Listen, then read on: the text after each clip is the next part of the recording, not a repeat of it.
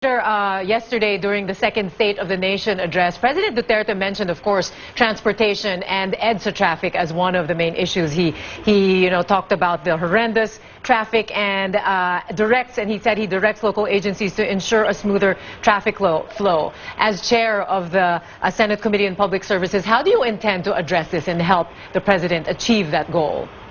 Well, Mitzi, from the very beginning, when the President had spoken about possibly having emergency powers to be able to address the traffic situation in our country immediately, I was very supportive of it. In fact, I immediately called several committee hearings and then submitted my committee report until it was it's now on its second reading in the Senate. And I was hoping that my colleagues, at first they were very enthusiastic about it, but it's not been a part of the President's priority bills last year or even now.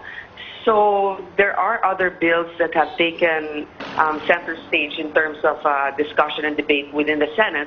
So until now, I'm still within the period of interpellation, and I was hoping that with the President seeing the problem getting worse and also saying that infrastructure is his priority, I feel that all the more, and I was hoping that he would say that the emergency power should be granted. Let me tell you exactly why.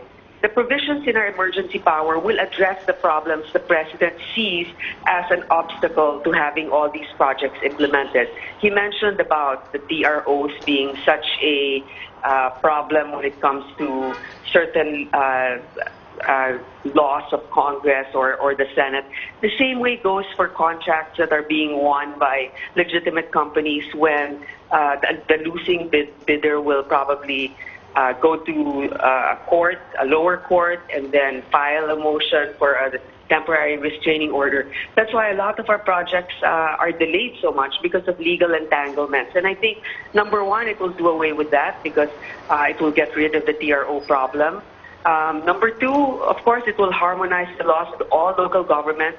As you know, in Metro Manila alone, there are many different local governments, many different cities with different traffic laws.